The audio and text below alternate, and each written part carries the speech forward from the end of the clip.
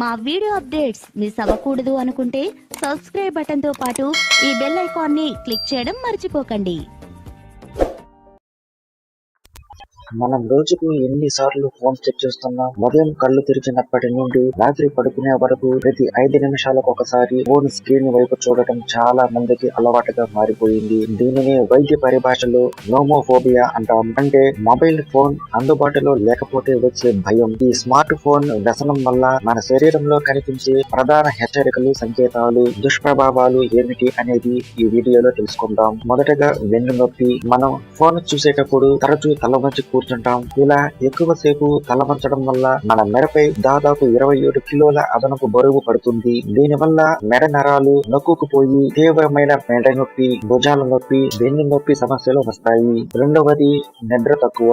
రాత్రి పడుకునే ముందు చీకట్లో ఫోన్ వాడటం వల్ల మన మెదడులో మెలటోనిన్ అనే నిద్రను కలిగించే హార్మోన్ ఉత్పత్తి తగ్గిపోతుంది. దీనివల్ల సమయానికి నిద్ర రాదు. నిద్ర లేని సమస్య పెరిగిపోతుంది. సరిగ్గా నిద్ర లేకపోవడం వల్ల మరుసటి రోజంతా అలసటగా ఉంటుంది. మానసిక ఒత్తిడి. ఫోన్ కు ఎక్కడైనా సిగ్నల్ పోయినా, బ్యాటరీ అయిపోయినా లేదా కాసేపు ఫోన్ పక్కన పెట్టినా కొందరిలో హృదయ స్పందన పెరగడం, కంగారు రావడం జరుగుతుంది. దీనినే క్వాంటమ్ వైబ్రేషన్ సిండ్రోమ్ అని అంటారు. ఇది మానసిక ఆరోగ్యాన్ని దెబ్బతీస్తుంది. కంటి సమస్యలు.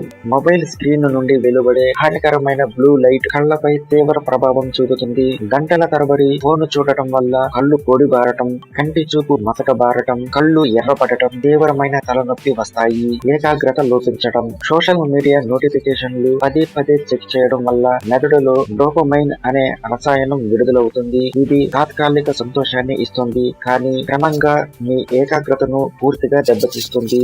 ఏ పనినైనా దృష్టి పెట్టలేరు. ఈ సమస్యలకు నివారణోపాయాలు. రాత్రి పడుకోవటానికి కనీసం 1 గంట ముందు ఫోనును పక్కన పెట్టేయండి. అవసరం లేని యాప్స్ యొక్క నోటిఫికేషన్లను ఆఫ్ చేయండి. రోజులో కొంత సమయాన్ని డిజిటల్ డిటాక్స్ కోసం కేటాయించండి. డిజిటల్ డిటాక్స్ అంటే ఫోన్ అస్సలు ముట్టుకోకుండా ఉండటం.